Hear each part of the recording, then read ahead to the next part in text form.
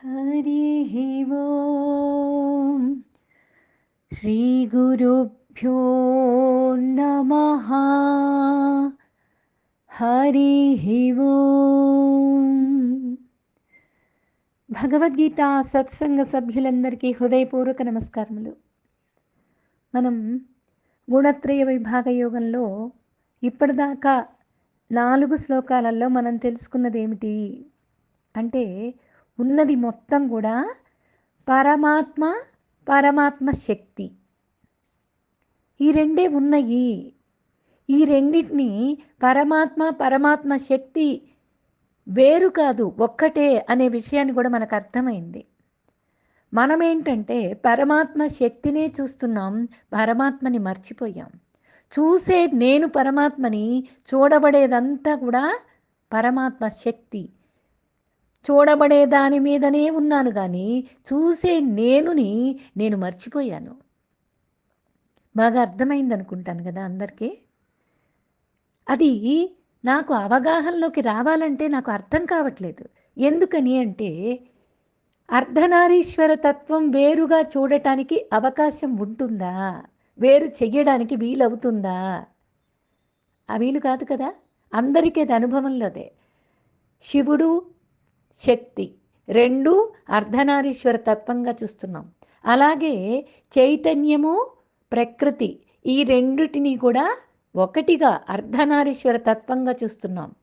నేనే నా బీజాన్ని ఆ ప్రకృతి గర్భస్థానంగా ఉంది. నా శక్తే ఈ ప్రకృతి. అట్లాగే చూడండి, దేహము అంటే మనస్సు, బుద్ధి, అహంకారము, పంచభూతాలు. ఈ దేహము నిర్మితమైంది ఈ 8 తోటి. ఈ 8 ఏమన్నాడు పరమాత్మ? నా మాయా అని చెప్పాడు. ఇదంతా కూడా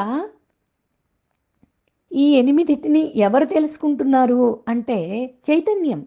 చైతన్యం ఉండబట్టి ఇవన్నీ తెలుస్తూ ఉన్నాయి.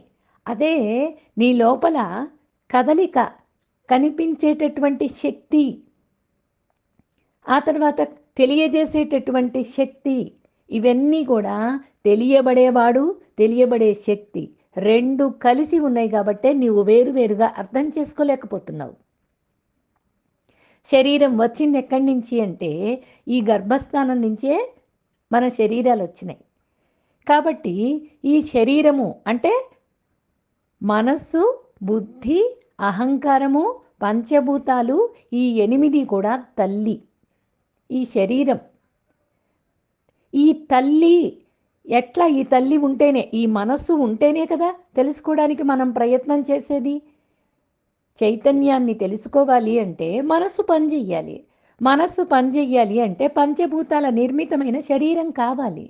అలాగే నాకు ఈ శరీరం వచ్చింది. ఇప్పుడు దీన్ని ఆధారంగా చేసుకొని ఏదైతే వీటన్నిటిని కదిలిస్తుందో ఆ చైతన్యాన్ని ఆ తల్లి తీసుకెళ్ళి తండ్రిని పరిచయం చేస్తుంది. ఎప్పుడైతే బిడ్డ పుట్టి మాటలు వచ్చిన దగ్గర నుంచి అవగాహనకి, బిడ్డ పుట్టిని రాగానే తల్లి ఇగో మీ నాన్న అంటుంది. తల్లి చెప్తే కానీ తండ్రి పరిచయం కాడు. అవునా కదా, అందరికీ అనుభవంలో ఉన్నదే. అట్లాగే మనకి ఈ ప్రకృతి కనపడుతూ ఉంటే అది ఆ కనిపించేదాన్ని ఆధారంగా చేసుకొని కనిపించకుండా ద్రష్టగా చైతన్యంగా ఉన్నటువంటి పరమాత్మని మనం అందుకోగలం. అందుకని ఈ ప్రకృతి చైతన్యం నుంచి బయటికి కనపడుతుంది. అర్థమైంది కదా. అందుకే ప్రకృతిని ఆధారంగా చేసుకునే ద్రష్టగా ఉన్నటువంటి చైతన్యాన్ని మనం అనుభవించాలి. అయితే మనం చేసే పని ఏమిటి అంటే ఇదంతా మనకు అర్థం కావట్లా. చూడబడే ద్రష్టని నేను అనే విషయాన్ని మర్చిపోయి సత్ అంటే ఏమిటి, చిత్ అంటే ఏమిటి, ఆనందం అంటే ఏంటి, సచ్చిదానంద స్వరూపం అంటే ఏంటి, అదంతా మర్చిపోయాం. సత్ అంటే ఏంటి, ఎప్పుడు ఉండే చైతన్యం. చిత్ అంటే ఏమిటి, చైతన్యమే ప్రకృతిగా వచ్చింది అనేటటువంటి విషయమే చిత్.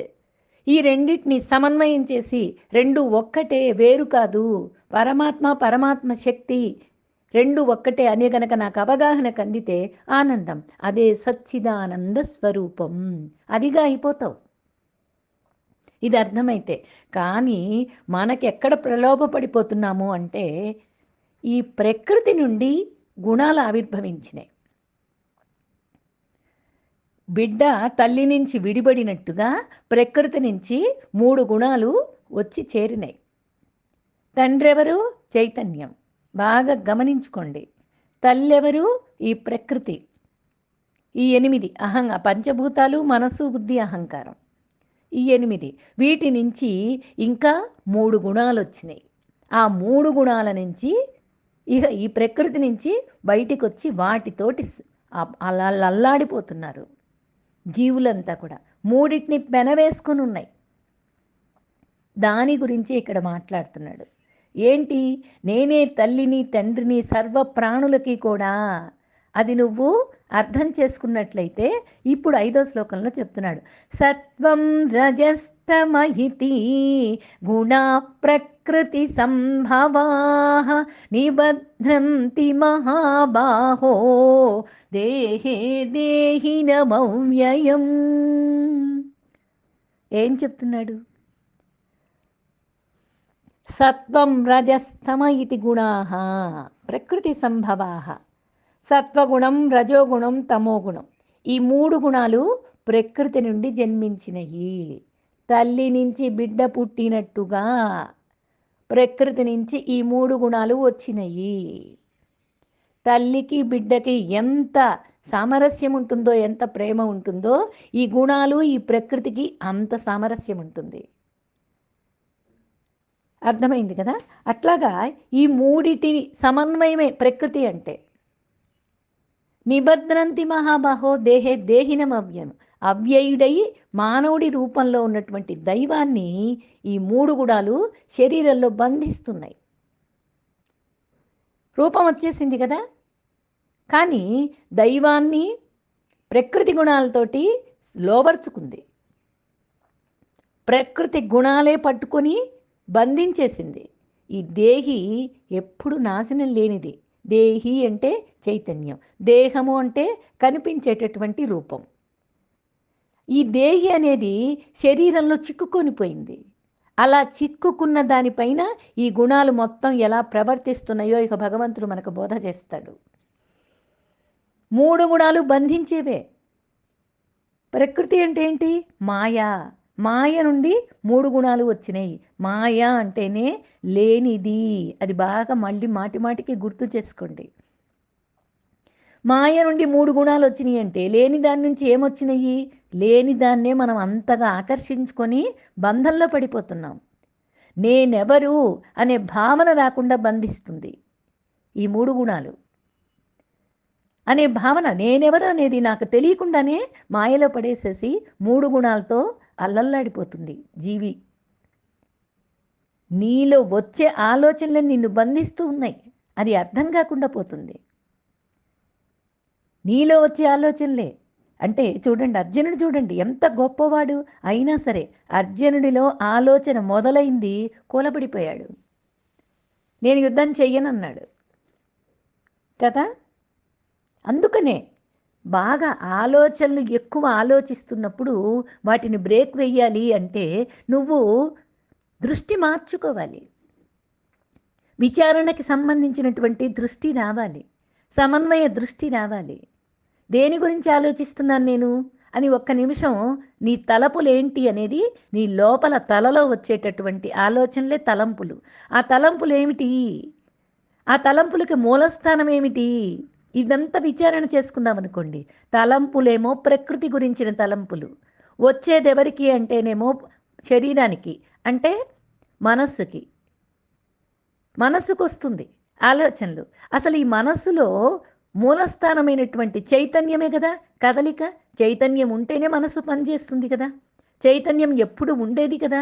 కాబట్టి ఈ మనస్సు పనిచేస్తుంది. ఈ మనస్సు పనిచేయటానికి మూలమైంది ఏమిటి అంటే చైతన్యం. నువ్వు ఇలా విచారణ చేసుకుంటూ వెళ్తే అది మనస్సు మౌనం వహిస్తుంది.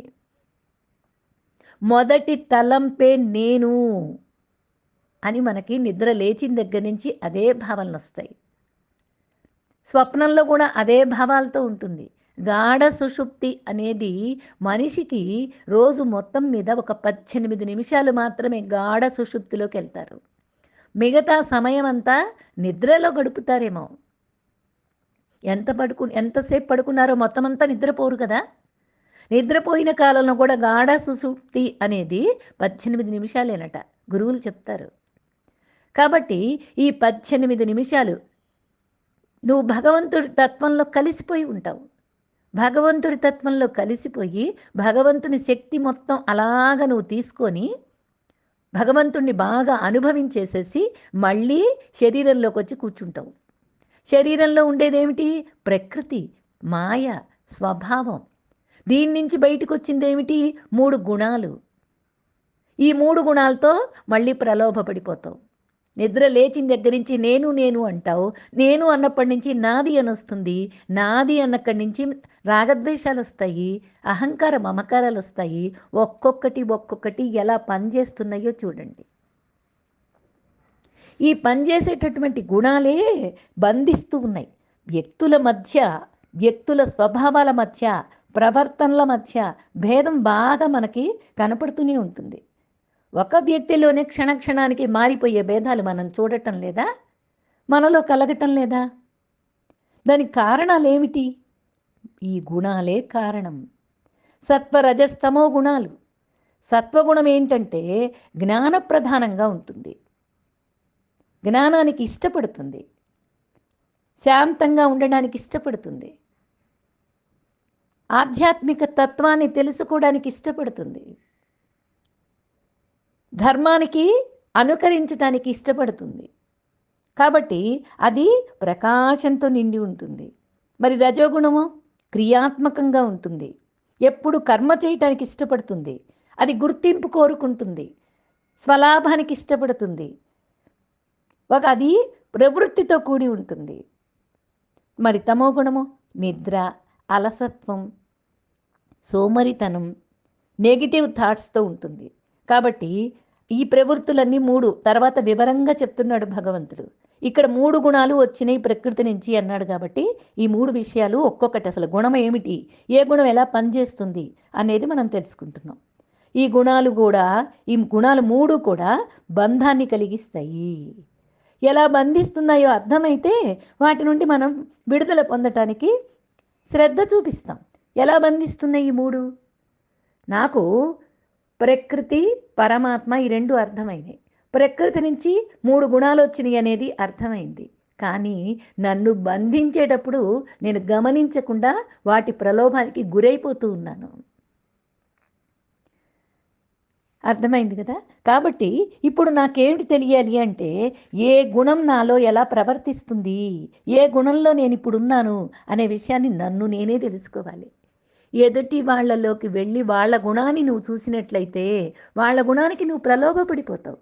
సహజంగా చూడండి, నువ్వు నిద్ర లేవగానే నీకు ఎవరు ఎలా ఎదురైతారు అంటే, వాళ్ళు కోపంగా ఎదురయ్యారనుకోండి నీకు కూడా కోపం వచ్చేస్తుంది.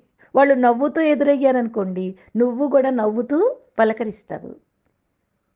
గమనించుకోండి, ఏ వ్యక్తి అయినా సరే, ఉదయాన్నే కాకపోయినా ఎప్పుడైనా సరే, సందర్భోచితం ఏమీ లేకపోయినా నీ ఎదుటికి ఒక మంచి వికసించినటువంటి ఒక సుగంధభరిబలమైనటువంటి ఒక పుష్పం కనిపించిందనుకోండి, దాన్ని చూసి నువ్వు అబ్బా ఎంత బాగుంది. అదే సత్వగుణంతో ఉంటే భగవంతుడి సృష్టి కదా ఇది, భగవంతుడు ఎంత చక్కగా సృష్టించాడు. రాత్రి అయ్యేసరికి ముడుచుకుపోతుందా, ఉదయం అయ్యేసరికి, సూర్యోదయం అయ్యేసరికి బాగా విప్పారుతుందా, ఇంత సుగంధం వస్తుందా, భగవంతుడు సృష్టి కదా ఇది అనిపిస్తూ ఉంటుంది. రజోగుణం ఉందనుకోండి, ఈ చెట్టు ఏమిటి, ఇది నాకు కావాలి, దీన్ని తీసుకెళ్ళి నా ఇంట్లో ఉంచుకోవాలి, ఈ పువ్వు ఇప్పుడే కోసేయాలి, నేనే దాన్ని అనుభవించాలి అనిపిస్తుంది. తమో గుణం ఉందనుకోండి, తమో గుణంతో ఉందనుకోండి మన మనస్సు, అప్పుడేమనిపిస్తుంది, ఇది ఎవరికి దక్కకూడదు, ఇది నాకే కావాలి, ఇది ఎవరికి దక్కకూడదు. ఎవరికి దక్కకూడదు అన్నప్పుడు ఏం చేస్తాడు, దాన్ని నాశనం చేస్తాడు కదా. కాబట్టి నువ్విప్పుడు ఎలా ఉన్నావు అనే దానికంటే కూడా నీకు ముందు ఏదైతే కనపడుతుందో దాని మీద నీ దృష్టి వెళ్ళిపోతుంది. దాన్ని అనుకరిస్తూ ఉంటుంది నీ మనస్సు. అంటే నీ గుణాలు ప్రకృతికి ఎంత లోబడిపోయిందో చూడండి. బయట కనిపించేదే కదా ప్రకృతి అంటే. గుణాలన్నీ కూడా ఆ ప్రకృతి నుంచి నువ్వు తీసేసుకున్నావు కదా. కాబట్టి నువ్వు గుణాలతో వ్యవహరిస్తున్నావు. బయట ప్రకృతిని చూసినప్పుడు నువ్వు దాని లోపలికి వెళ్ళిపోతూ ఉంది మనస్సు.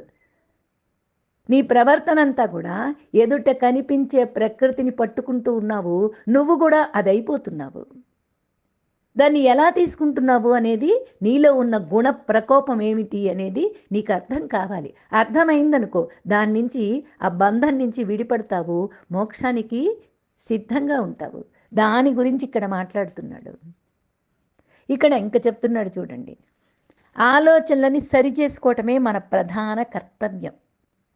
ఎటువంటి గుణం వస్తుందో నాకు తెలియడమే నాకు ప్రధానమైనటువంటి సాధన. ఇప్పుడు 6వ శ్లోకంలో చెప్తున్నాడు, తత్ర సత్వం నిర్మలత్వాత్ ప్రకాశకమనామయం సుఖ సంగేన భద్రాతి జ్ఞాన సంగేన చానఘా. ఈ శ్లోకం చూడండి. ఈ మూడింటిలో సత్వగుణం ప్రధానమైందయ్యా. అనఘా, చూడండి, ఇటువంటి బోధ ఎవరు వింటారు అంటే అనఘా, పాపరహితుడైతే వింటాడు. పాపం లేకుండా ఉన్నవాడైతేనే దీన్ని వినటానికి, అర్థం చేసుకోవడానికి ఆసక్తి చూపిస్తాడు. లేకపోతే ఎంత నువ్వు పక్కనే ఉండి శరీరానికేసి రుద్దినా సరే, ఏమి చెవులోకి వెళ్ళి ఊదినా సరే, శంఖం పట్టుకొని చెప్పినా సరే, కర్ర తీసుకొని దెబ్బలు వేసి చెప్పినా సరే వినడు. ఎందుకని? పాపాలతో ఉన్నటువంటి మనస్సు ఇటువంటి ఆధ్యాత్మిక తత్వం, నీ గురించి నీకు తెలుసుకునేటటువంటి బోధ నువ్వు ఇష్టపడవు, వినడానికి ఇష్టపడదు. ప్రపంచ విషయాల్లోనే వ్యవహారం చేస్తూ ఉంటాడు. అందుకనే ఇక్కడ చెప్తున్నాడు, పాపం లేనటువంటి వాడివి కనుక ఈ 3 గుణాల్లో మూడింట్లో కూడా సత్వగుణం నిర్మలమైందయ్యా, బాగా తెలుసుకో. నువ్వు ఈ మూడింటిని విపులంగా చెప్తాను, జాగ్రత్తగా గమనించుకో. కాబట్టి అది ప్రకాశంగా ఉంటుంది, వికారం లేకుండా ఉంటుంది. కానీ నిన్ను అది కూడా బంధిస్తుంది. ఎలా బంధిస్తుంది అంటే సుఖ సంగేన. సుఖంగా ఉంది అంటే ఆ సుఖాలలో మునిగిపోవటానికి ఇష్టపడుతుంది. సుఖము అంటే ఏమిటి అంటే శారీరక సుఖాలు, మానసిక సుఖాలు కాదు. ఇప్పుడు జ్ఞానం తెలుసుకుంటూ ఉంటే నా మనస్సు శాంతిస్తుంది.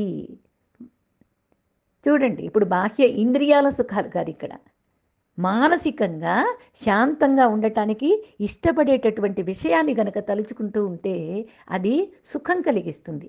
ఆ సుఖంలో బంధింపబడుతుంది. ఈ జ్ఞాన సంగేన చానఘా, జ్ఞానం అనేటటువంటిది అభిమానం, జ్ఞానాభిమానం. తెలుసుకోవాలని అంటే ఇష్టం నాకు, అది కూడా మనిషిని బంధిస్తుంది. ఏం తెలుసుకుంటావు? ఎంత తెలుసుకుంటావు? తెలుసుకున్నది ఆచరణలో ఉపయోగపెడుతూ ఉంటే తెలుసుకోవాలనే ఆరాటం తగ్గుతుంది. ఆచరణలో మనస్సు ఎక్కువ ఇష్టపడుతూ ఉంటుంది.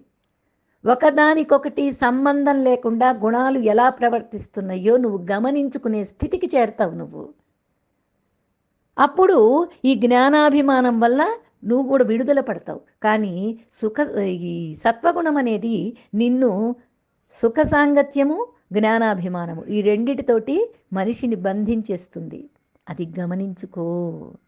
ఈ సత్వగుణం అనేది ఒక తాళాలు, ఇవన్నీ కూడా తాళాలు బిగించేసి పెట్టేశాడు, తాళాలు వేసి పెట్టాడు. రజోగుణం, తమోగుణం, ఈ సత్వగుణం, ఈ 3 కూడా బాగా తాళాలు వేసున్నాయి. అయితే ఏ తాళం తొందరగా పగులుతుంది అనేది నీ చేతిలోనే ఉంది. చూడండి, దీనికి ఒకటి చెప్తారు గురువులు, గుణాలు దాటితే పురుషోత్తమ ప్రాప్తి. ఆ గుణాలు దాటాలంటే గురువులు చెప్పేది స్త్రీ అనే పదం రాయటానికి, చూడండి, స్త్రీ అనే పదం రాయటానికి అందరూ రాసుకొని చూసుకోండి ఒక్కసారి. కింద రేఫ ఉంటుంది, అది చూడండి ఒకటొకటి. ఆ స్త్రీ అనే పదంలో గుడి దీర్ఘం తప్పితే ఏది కూడా అంటుకొని ఉండదు. 4 ఒత్తులు కనపడుతున్నాయి దానికి, అయినా సరే ఏది ఒకదానికొకటి అంటుకొని ఉండదు. దాని గురించి మాట్లాడుతున్నారు. కింద రేఫ ఉంటుంది, అది రజోగుణం. మళ్ళీ పైన ఆ రేఫ పైన సాకి కింద తావొత్తుంటుంది, అది తమోగుణం. పైన సా ఉంటుంది, ఆ సా అనేది సత్వగుణం. ఈ మూడు ఒకదానికొకటి అంటుకుని ఉన్నాయా చెప్పండి? రేఫ కింద క్రావడి రకారం ఉంటుంది, అది అంటుకోదు. తావొత్తుంది, అది అంటుకోదు. పైన సా ఉంది, అది అంటుకోదు. ఈ మూడు కూడా గుణాలు, ఒకదానికొకటి దేనికి సంబంధం లేదు, అలా మూడు ఉంటాయి అంతే. సాకి పైన ఏదో సున్నాలాగా చుట్టి గుడి సా గుడిస్తే సి అంటాం కదా, ఆ గుడి దీర్ఘం స్త్రీ అని చెప్పడానికి ఇలా కదా రాస్తాం మనం తెలుగులోనండి. అలా రాస్తాం కదా. ఆ గుడి ఏమిటి?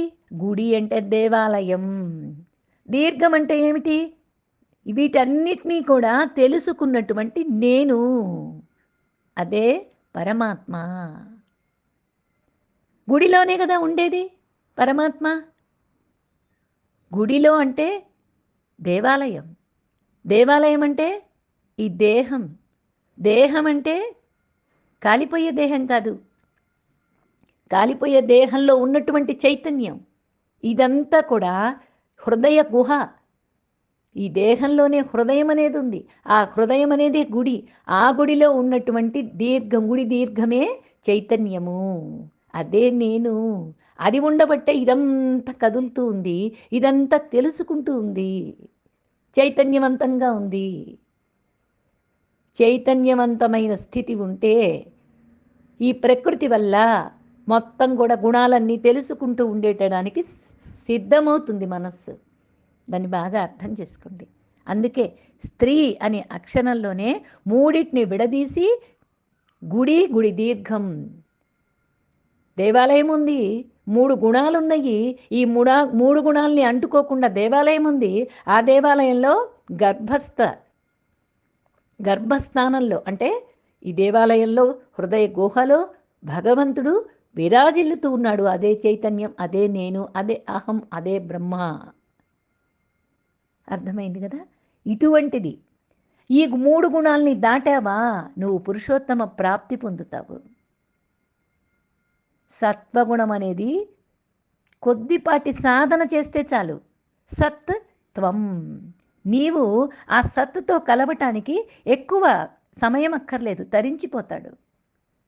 సత్వం, సత్వగుణం, సత్ త్వం. కొద్దిపాటి సాధనతోటే ఈ సత్ అనేది త్వంలో కలిసిపోతుంది. కాబట్టి ఆ దీపం, ఒక ప్రకాశం, ఒక జ్యోతి వెలిగించామనుకోండి. ఒక జ్యోతి వెలిగించినప్పుడు ఆ జ్యోతి మీద ఒక గ్లాస్ పెడతాం. ఎందుకంటే గాలి కటు ఇటు పోకుండా ఒక గ్లాస్ పెడతాం. దాన్నే చిమ్నీ అంటారు, లాందర్ అంటారు వెనకటి రోజుల్లో. ఇప్పుడు అవన్నీటితో పని లేదు కదా, జనరేటర్లు వచ్చేసినాయి కాబట్టి వాటిని అర్థం కాకపోవచ్చు. కానీ మీ అందరికీ తెలుసు, ఒక జ్యోతి వెలిగించి దానిపైన గాలి కటు ఇటు లేకుండా దీపం పెడతాము, గ్లాస్ పెడతాము, అది చిమ్నీ. అయితే ఇప్పుడు బాగా ఆ వెలుగు, ఆ ప్రకాశం అనేది ఒత్తి బాగా పెంచేసామనుకోండి, ఏమవుతుంది? గ్లాస్ బ్రేక్ అయిపోతుంది, గ్లాస్ పగిలిపోతుంది కదా. అట్లాంటిది సత్వగుణం. ప్రకాశం నీ లోపల ఎంత వెలుగుతూ ఉంటే ఈ సత్వగుణం అనేది కూడా నీకు బంధ విముక్తుణ్ణి చేస్తుంది. ప్రకాశం బాగా ఉంటే నీకు ఈ సుఖం అనేది, ఈ సుఖాల కోసం అర్రులు చాచటం అనేది, లేదా ఇంకా ఏదో ప్రకాశం, పక్క ప్రకాశం కావాలి, పక్కదే ఇంకొకటిది కావాలి, పోలికతోటి కావాలి అనేటటువంటి బంధం తొలగిపోతుంది. సుఖం అనే దానిలో బంధించబడదు. దానికంటే ఆత్మసుఖం బాగా అనుభవం అవుతుంది. అందువల్ల ఈ తాళం తొందరగా పగిలిపోతుంది. ఆ గ్లాస్ చిమ్నీ ఎలాగైతే పగిలిందో ఈ ఈ సత్వగుణం అనేటటువంటి తాళం కూడా పగిలిపోతుంది. కాబట్టి ఇది కష్టం కాదు. వీడేం చేస్తాడంటే నిర్మలంగా ఉంటుంది సత్వగుణం అనేది. అందుకే భగవంతుని దగ్గర ప్రశాంతంగా కూర్చుంటాడు.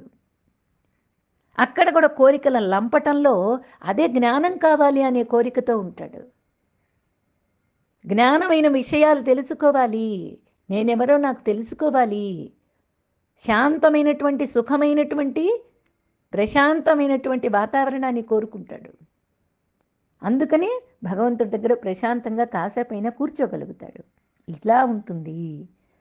ఈ సుఖ సాంగత్యం, జ్ఞానాభిమానం ఈ రెండిటి వల్ల ఈ గుణంతోటి, సత్వగుణంతోటి బంధించబడి ఉంటుంది. దాన్ని బ్రేక్ చెయ్యాలి అనుకుంటే కొద్దిపాటి సాధన చేస్తే చాలు, ఈ సత్వగుణ తాళం తొందరగా పగిలిపోయి ఒక్క గుణాలన్నింటినీ కూడా మించిన స్థాయికి చేరుకుంటాడు. గుణాతీతుడే పురుషోత్తమ ప్రాప్తికి అర్హత సంపాదించుకున్నవాడవుతాడు. బాగా అర్థమైంది కదా. హరి ఓం. శ్రీ గురుభ్యో నమః. హరి ఓం.